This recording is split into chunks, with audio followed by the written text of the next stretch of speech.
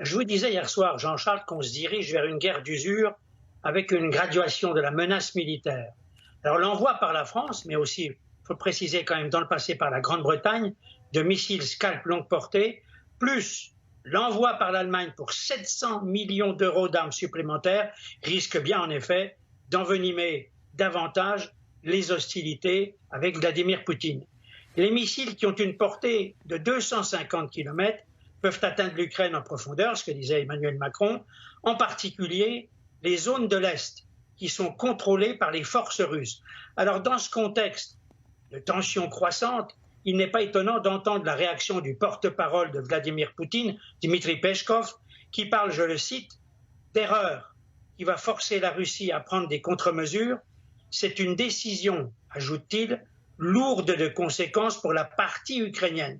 Alors là, on est peut-être encore dans ce que j'appelle la gesticulation dissuasive, mais face au message de soutien, d'unité, de détermination de l'OTAN, Vladimir Poutine peut être amené en effet à la détermination d'agir à sa guise. Cela dit, qu'il ne s'inquiète pas, vu le courage des Occidentaux, l'adhésion de l'Ukraine à l'OTAN n'est certainement pas pour demain.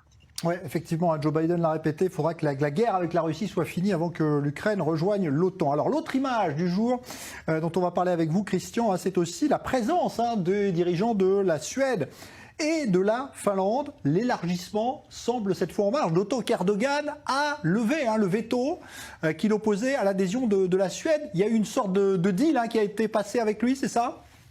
Tout à fait. Alors je dirais que la deuxième mauvaise nouvelle pour Poutine, après l'éventuelle utilisation de missiles occidentaux de longue portée, c'est en effet le oui de Erdogan à l'adhésion de la Suède à l'OTAN, qui est le 32e État qui vient renforcer l'alliance contre Vladimir Poutine, et le oui à l'adhésion très hypothétique de l'Ukraine. Erdogan est un pragmatique, vous le savez, ami avec la Russie, qui est très instable à sa frontière pour l'instant. Erdogan a une économie chaotique, mais il sait qu'il a plus besoin que jamais aujourd'hui des États-Unis et des Occidentaux. Alors, vous le disiez à l'instant, vous y faisiez allusion, Jean-Charles, ce oui n'a pas été obtenu sans concession faite par les États-Unis, qui ne peuvent se permettre en effet de prendre leur distance avec lui quand la Chine et la Russie leur coupent l'herbe sous le pied. Erdogan ne doit pas se faire d'illusions sur sa demande d'adhésion à l'Union européenne appuyée par les États-Unis. En revanche, c'est là le point important, Joe Biden lui a promis de vendre des avions de chasse F-16 pour moderniser sa flotte, même si le Congrès américain le traite d'ami infidèle. Joe Biden a intérêt en tout cas de tenir sa promesse s'il veut garder Erdogan dans l'OTAN. Parce qu'il y a un client qui surveille tout ça, il s'appelle Vladimir Poutine.